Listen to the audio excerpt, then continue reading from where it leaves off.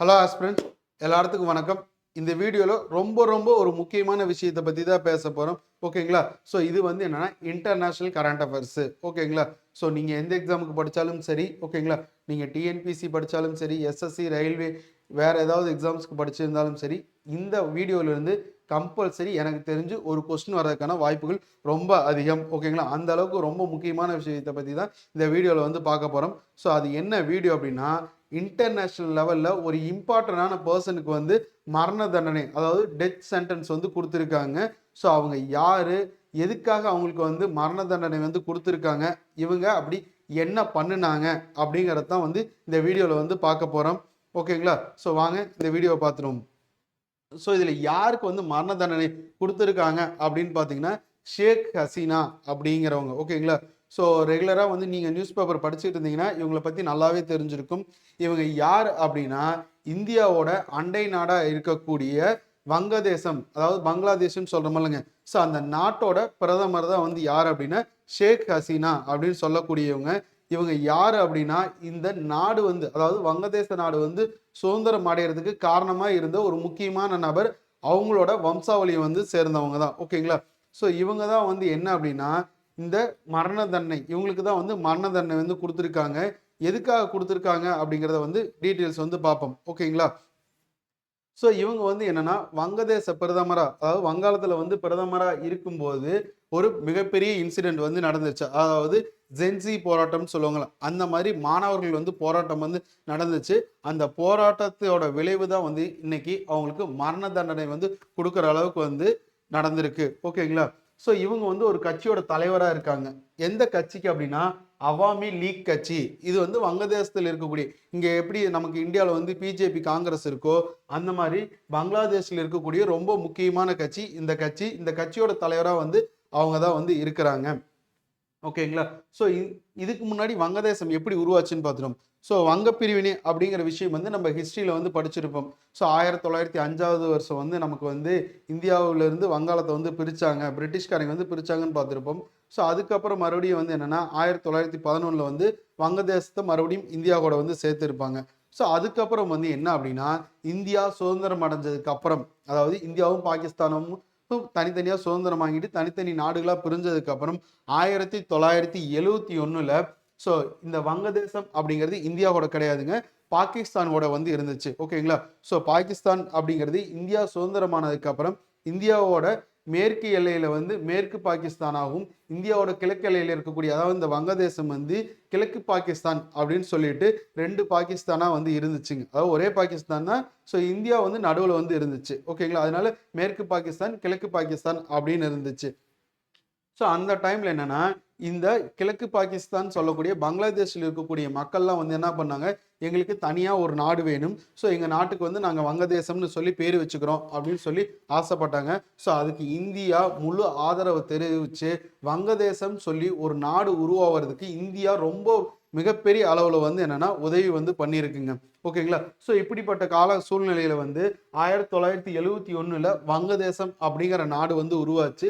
அதோட கேபிட்டல் தான் வந்து என்னென்னா இந்த டாக்கா அப்படின்னு சொல்கிறது. ஓகேங்களா?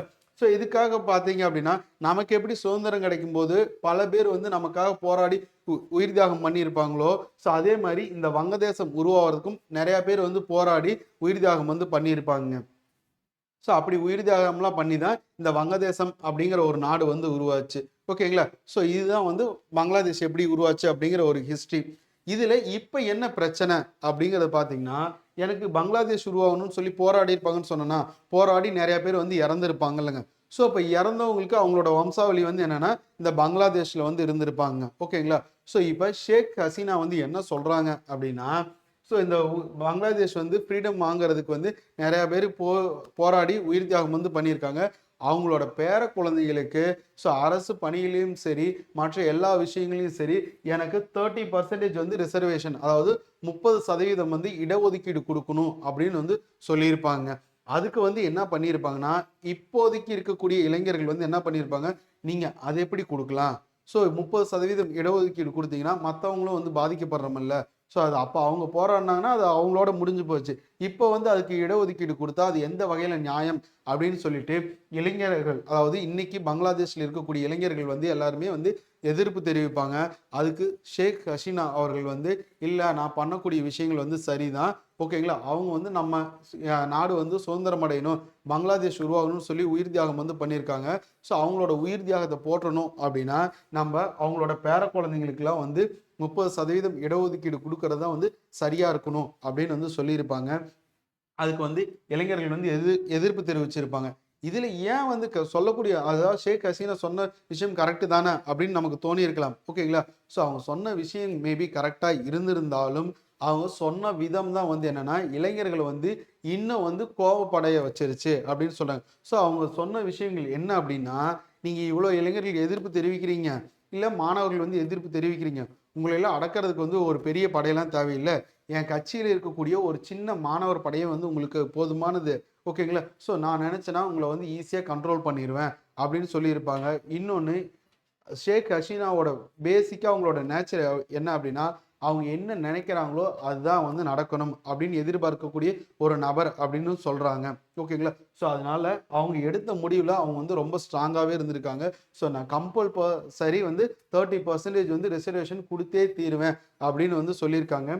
ஸோ இவங்க சொல்லக்கூடிய விஷயங்கள் வந்து என்னன்னா இளைஞர்களுக்கும் மாணவர்களுக்கும் ரொம்ப கோபத்தை ஏற்படுத்தி அது கடைசியில் பயங்கர பெரிய போராட்டமாகவே வந்து வெடிச்சிருக்கும்.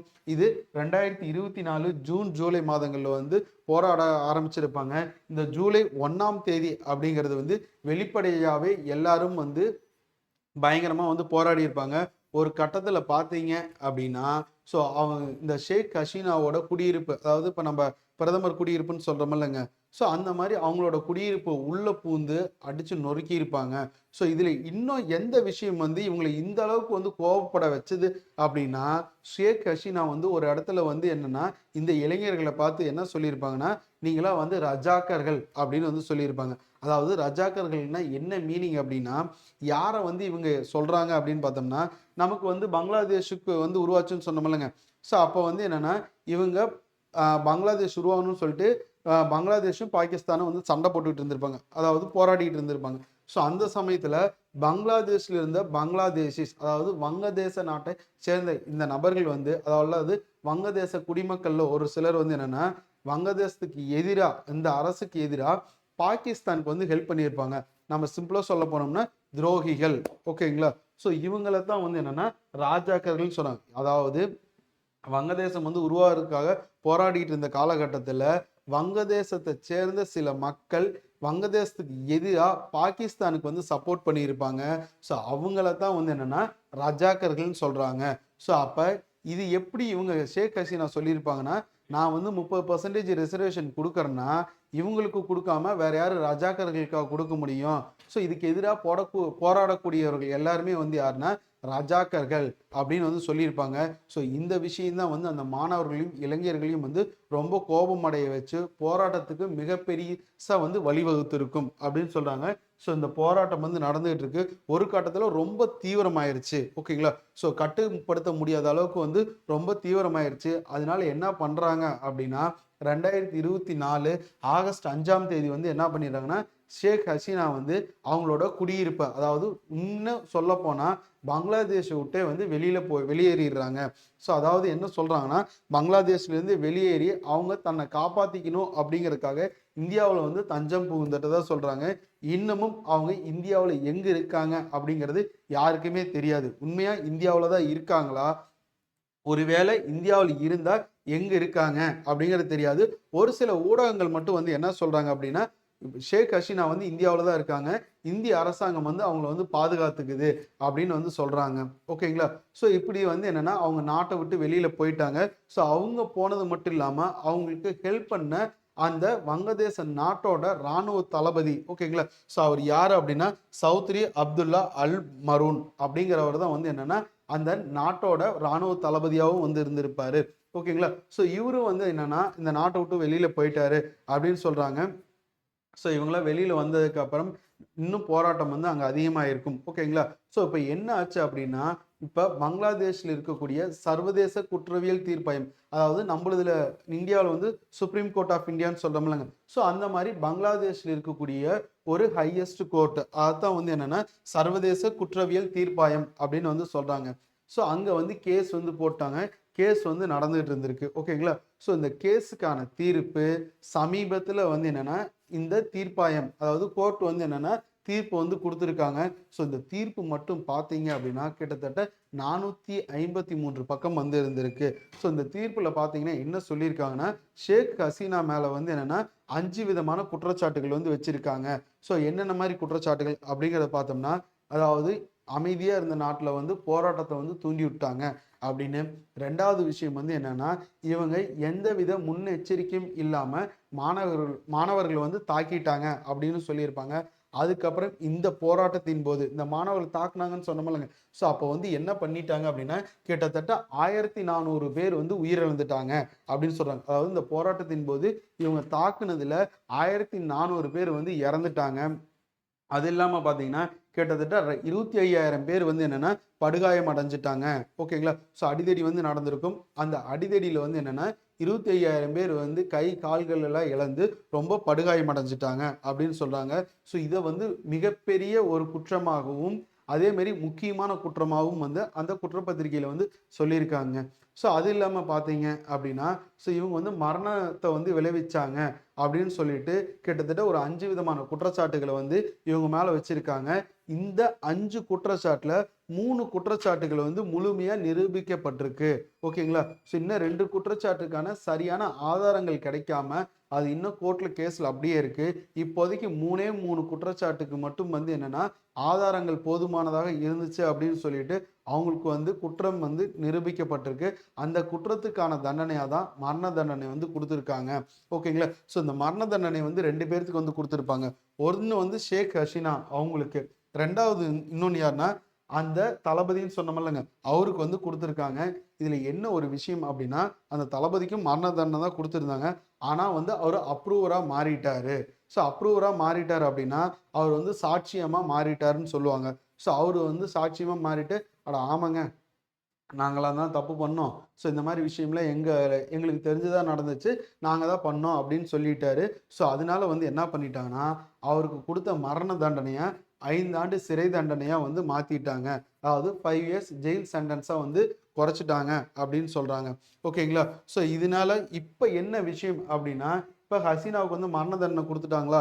ஸோ இதுக்கு என்ன சொல்ல வர்றாங்கன்னா, நாங்க உங்களுக்கு மரண தண்டனை குடுத்துட்டோம். அவருக்கு 5 ஆண்டு சிறை வந்து குடுத்துட்டோம்.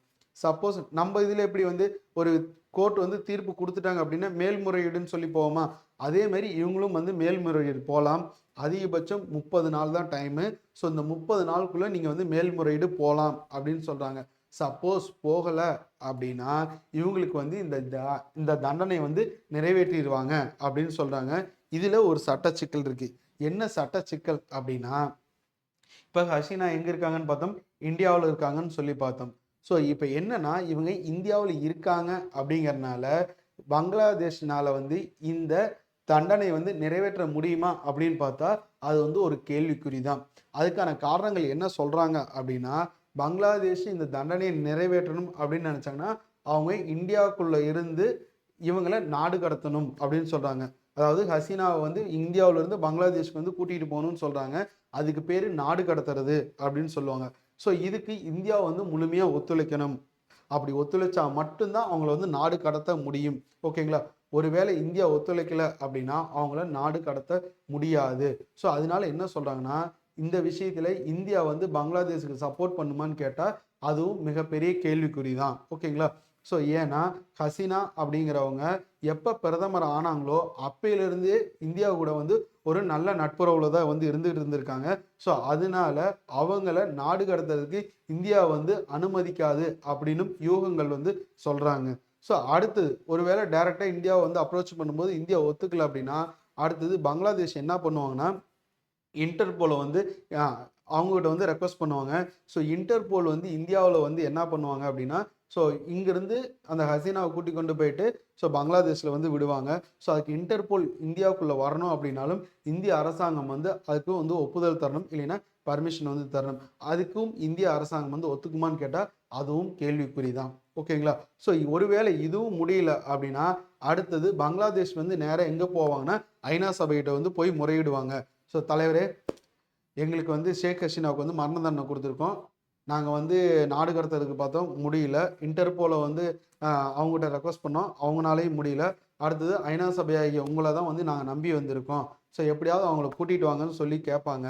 ஸோ ஐநா சபையும் வந்து என்னென்னா இந்தியாவிட்ட வந்து பேசுவாங்க, பேச்சுவார்த்தை வந்து நடத்துவாங்க.